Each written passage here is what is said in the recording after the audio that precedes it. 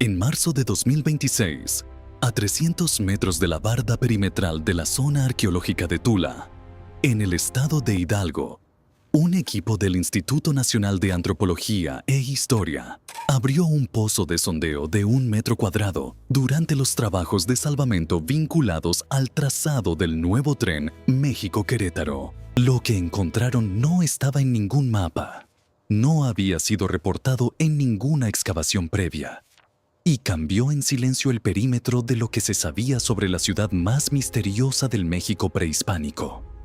Era un altar de la fase Tolan, fechado entre los años 900 y 1150 de nuestra era, rodeado en 3 de sus 4 costados por cráneos humanos y huesos largos dispuestos como ofrendas.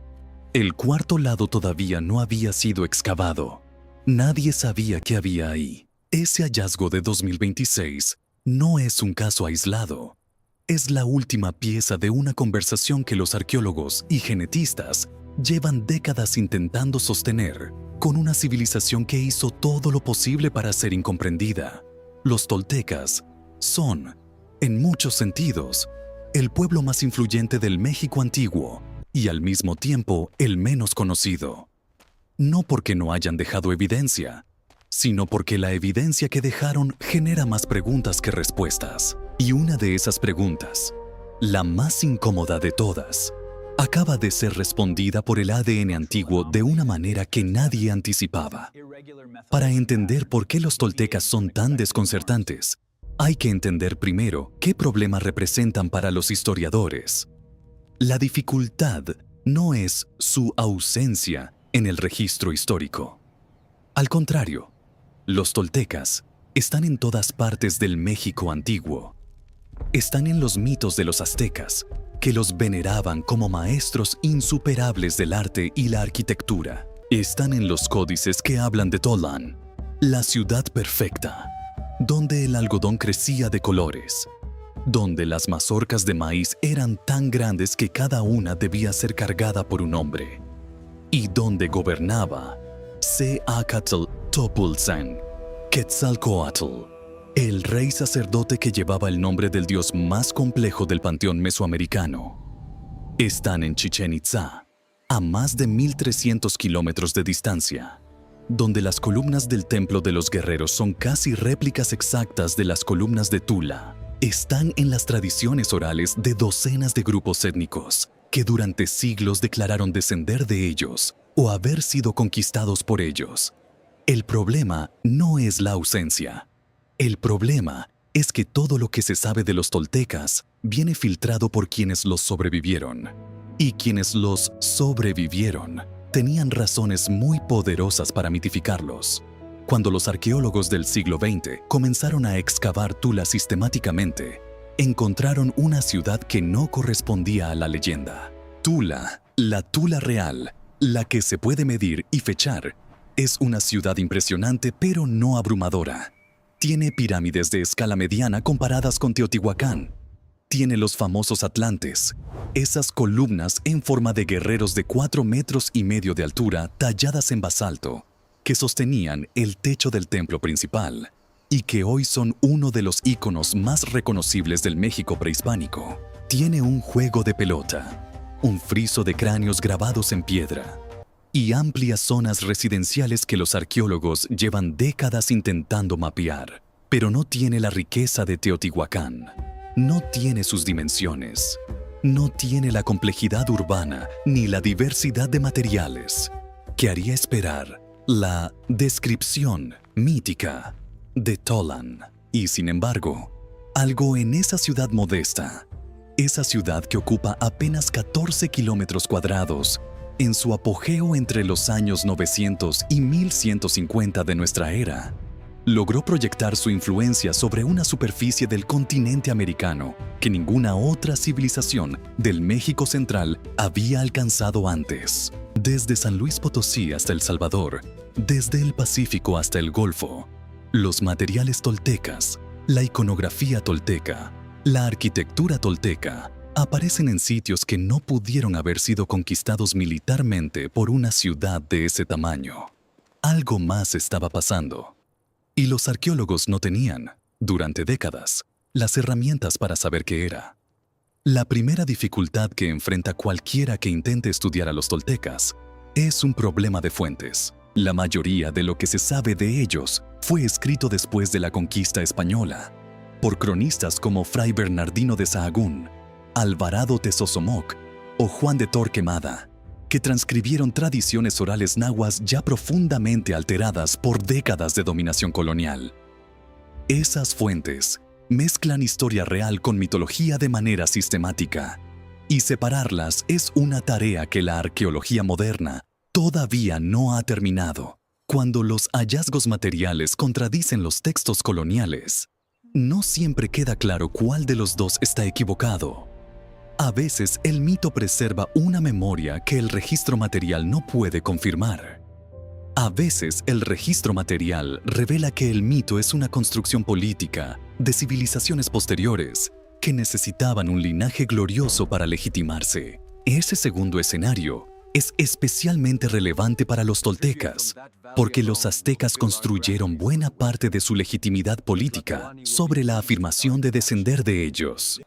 Para los mexicas, ser heredero de Tula era ser heredero de la civilización más avanzada que había existido. Eso les convenía políticamente, y ese interés contamina de manera casi irrecuperable las fuentes que hablan de los toltecas en términos más halagadores. El arqueólogo Roberto Cobian, del Centro INAH Hidalgo, quien ha pasado décadas excavando en Tula, señaló en publicaciones de la revista Arqueología Mexicana que uno de los mayores obstáculos para entender a los toltecas es precisamente ese filtro ideológico azteca que distorsiona el registro histórico y obliga a los investigadores a trabajar casi exclusivamente desde la evidencia material. Pero la evidencia material tiene sus propias limitaciones. El clima del altiplano mexicano destruye el material orgánico con una velocidad que en otras latitudes sería insólita. Los huesos, maderas y textiles que habrían permitido fechar con precisión muchos contextos arqueológicos de Tula se han desintegrado hace siglos. Lo que queda son piedras, cerámica, obsidiana y metal. Y aún esos materiales presentan dificultades. La cerámica tolteca, conocida como Coyotlatelco y Mazapa en sus fases principales, fue clasificada en el siglo XX siguiendo criterios tipológicos que décadas después resultaron parcialmente incorrectos. La cronología de Tula ha sido revisada múltiples veces, y cada revisión añade capas de complejidad al ya difícil problema de saber quiénes, exactamente, fueron los toltecas. La pregunta del origen es la más espinosa. Las tradiciones nahuas recogidas en el siglo XVI sitúan el origen de los toltecas en un lugar llamado Huehuetlapalan, que los investigadores han intentado localizar en distintos puntos del norte de México, posiblemente en la región entre los ríos Gila y Colorado, en lo que hoy es el suroeste de Estados Unidos. Según esas tradiciones, los toltecas chichimecas habrían llegado al altiplano central después de una larga migración, absorbiendo culturas locales y asentándose primero en Teotihuacán, ya abandonada para ese entonces, antes de establecer su capital en Tula. La evidencia arqueológica muestra que Tula era inicialmente una pequeña aldea pluriétnica y que no fue hasta el siglo X que Tolanxicocotitlán alcanzó su verdadero apogeo como ciudad regional. Ese dato, una pequeña aldea pluriétnica que se convierte en potencia regional en menos de un siglo, es en sí mismo un misterio que ninguna explicación ha resuelto satisfactoriamente. El crecimiento urbano de Tula entre los años 800 y 900 de nuestra era no tiene un precedente claro en el registro arqueológico de la región. No hay una acumulación gradual de infraestructura que explique el salto. No hay evidencia de un boom demográfico lento. La ciudad aparece, casi de pronto, con monumentos, con una élite organizada, con una red comercial extendida y con una iconografía completamente formada que incluye ya todos los elementos que los aztecas heredarían y que aparecen reproducidos en Chichén Itzá con una precisión que sigue sin tener una explicación acordada entre los especialistas. La relación entre Tula y Chichén Itzá es el problema más famoso y más frustrante de toda la arqueología mesoamericana. El explorador francés Désiré Charnay visitó ambas ruinas en el siglo XIX y fue el primero en documentar la similitud entre los dos sitios. Desde entonces, todos los arqueólogos que han trabajado en la región han confirmado y ampliado esa observación. El Templo de los Guerreros, en Chichén Itzá, es casi idéntico a la pirámide B de Tula. Los chacmoles, esas figuras recostadas con el vientre como altar, aparecen en ambos sitios con las mismas características. Las columnas serpentinas son prácticamente idénticas. Las representaciones del hombre pájaro serpiente, que en Tula se asocia con Quetzalcóatl como estrella de la mañana, se reproducen en Yucatán con una fidelidad que es difícil de explicar como coincidencia o como influencia cultural lenta. Durante décadas, el debate se polarizó entre dos posiciones. La primera, sostenida por arqueólogos como Alfred Totzer en el siglo XX, afirmaba que los toltecas habían invadido militarmente el norte de Yucatán alrededor del año 1000 de nuestra era e impuesto su iconografía a los mayas locales. La segunda, más reciente, argumenta que la similitud entre ambas ciudades es anterior a cualquier migración y que tanto Tula como Chichén Itzá participaban de un sistema ideológico compartido que los arqueólogos Alfredo López Austin y Leonardo López Luján describieron como el concepto de Suyúa, una tradición política mesoamericana del periodo epiclásico que se expresaba mediante los mismos símbolos en ciudades muy distantes. Bajo esa lectura, no es que los toltecas conquistaron Chichén Itzá, es que ambas ciudades hablaban el mismo idioma político. Un idioma que el ADN antiguo acaba de complicar de una manera que nadie esperaba. En junio de 2024, la revista Nature publicó un estudio que cambió de manera irreversible la conversación sobre Chichén Itzá. Un equipo internacional encabezado por el inmunogenetista Rodrigo Barquera, investigador postdoctoral en el Instituto Max Planck de Antropología Evolutiva en Leipzig, Alemania, en colaboración con la profesora Christina Wariner de la Universidad de Harvard y con investigadores del INAH Yucatán y de la Escuela Nacional de Antropología e Historia de la Ciudad de México. Analizó el ADN antiguo de 64 individuos subadultos hallados en un entierro masivo subterráneo situado a escasos metros del cenote sagrado de Chichén Itzá. El estudio, que combinó genómica de amplio espectro, análisis de isótopos y bioarqueología, fue el primero en aplicar tecnologías de ADN antiguo a ese sitio, y lo que reveló sacudió varias décadas de interpretación histórica. Los 64 individuos eran todos varones. Todos eran subadultos, y varios de ellos estaban emparentados de manera directa, incluyendo 2 pares de gemelos idénticos. Los primeros gemelos identificados genéticamente en un contexto funerario maya. El hallazgo de los gemelos no es solo curiosidad biológica. En la mitología maya y mesoamericana, los gemelos son figuras centrales del cosmos, asociados con el dualismo entre vida y muerte, entre el día y la noche, entre los héroes del Popol Vuh que vencen a los señores del inframundo. Sacrificar gemelos no era un acto arbitrario, era un ritual de precisión cosmológica que requería encontrar, entre toda la población disponible, a individuos que encarnaran ese símbolo específico. El ADN confirmó que esa búsqueda era real y que los mayas de Chichén Itzá la llevaban a cabo. Pero la implicación más profunda del estudio de Barquera y Wariner no tiene que ver con los gemelos. Tiene que ver con lo que el genoma de esos 64 niños revela sobre la composición étnica de Chichén Itzá en su momento de mayor poder, entre los años 500 y 900 de nuestra era.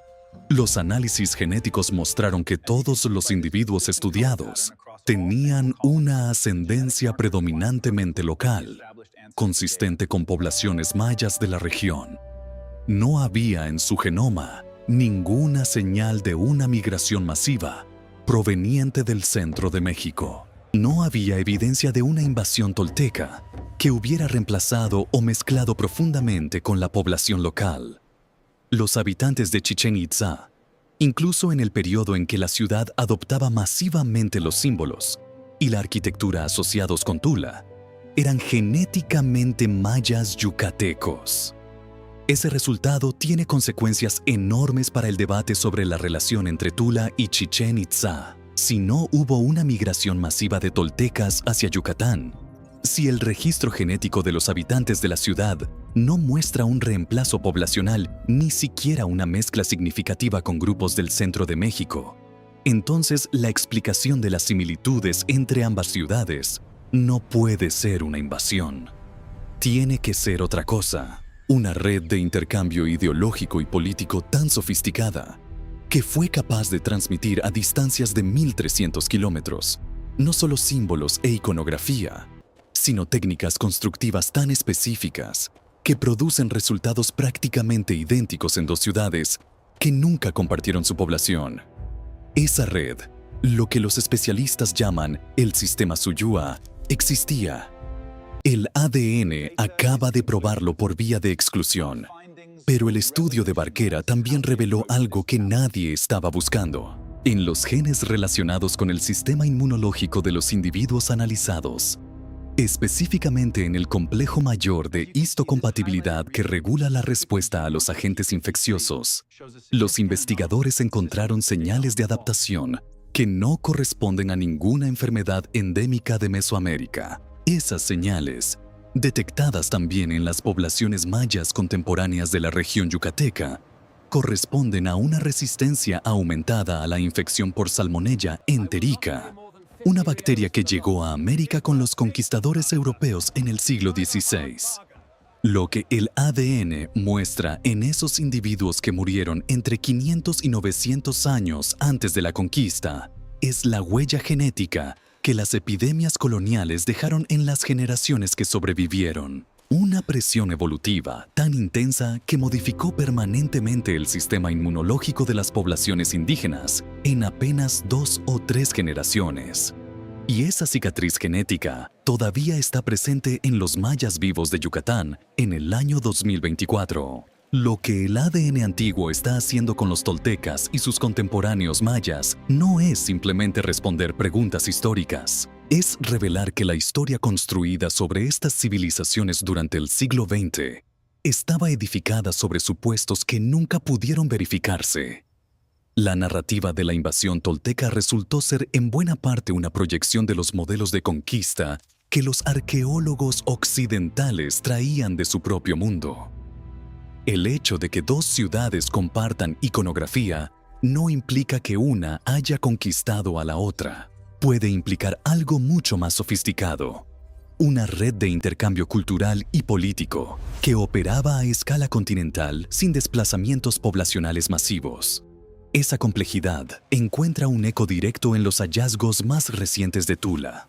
El altar descubierto en marzo de 2026, a 300 metros de la zona arqueológica principal, con sus 4 cráneos y sus huesos largos dispuestos en 3 de sus costados, no es solo un dato nuevo sobre la práctica ritual tolteca. Es evidencia de que la ciudad que los arqueólogos conocen es apenas una fracción de la ciudad que existió. El INAH ha identificado en el estado de Hidalgo más de 80 sitios históricos de distintas temporalidades durante los trabajos de salvamento vinculados al tren México-Querétaro. La mayoría no ha sido excavada. La mayoría no tiene condiciones para su apertura al público. La mayor parte del registro material de los toltecas está todavía bajo tierra. Y eso es, quizás, la dimensión más importante de lo que este momento de la ciencia está revelando. No es que los toltecas sean más misteriosos de lo que parecían, es que son más complejos. La imagen del pueblo de guerreros que bajó del norte con sus atlantes y su serpiente emplumada y conquistó militarmente medio continente era una simplificación. La realidad que el registro material y el ADN antiguo están construyendo juntos es la de una civilización que operaba sobre principios distintos a los que los arqueólogos del siglo XX proyectaron sobre ella. Una civilización que no necesitaba mover ejércitos para mover ideas, que no necesitaba desplazar poblaciones para transformar ciudades a más de 1000 kilómetros de distancia, que podía hacer que dos ciudades que nunca compartieron su gente fueran, en términos arquitectónicos e iconográficos, casi la misma ciudad. La excavación de la zona arqueológica de Tula continúa. El altar descubierto en marzo de 2026 tiene un cuarto costado que todavía no ha sido abierto. Los investigadores del INAHCA tienen la hipótesis de que ahí también habrá evidencia similar. Cuando ese cuarto costado sea excavado, cuando ese cuarto grupo de restos óseos sea analizado, cuando las muestras de ADN antiguo que puedan extraerse de esos huesos pasen por los secuenciadores del Langevio en Irapuato o del Instituto Max Planck en Leipzig, quizás añadan otra pieza a ese rompecabezas que los toltecas dejaron deliberadamente incompleto. O quizás confirmen algo que los mitos nahuas llevan diciendo desde hace siglos, que Tula no era un lugar, era una idea, y las ideas no necesitan ejércitos para viajar. Hay algo perturbador en esa conclusión, porque si los toltecas lograron lo que el ADN sugiere, si lograron transformar ciudades enteras a más de 1000 kilómetros de distancia sin mover su población, sin conquistar militarmente, operando solo a través de redes de élite, de intercambio de conocimiento, de una ideología política lo suficientemente poderosa como para que una ciudad decidiera voluntariamente reconstruirse a imagen de otra. Entonces, estamos ante un modelo de influencia cultural que la arqueología del siglo XX no tenía categorías para entender y que el siglo XXI apenas está comenzando a articular. El altar de Tula tiene un cuarto costado. La ciencia tiene todavía muchos lados sin excavar, y los toltecas, como siempre, están esperando al otro lado.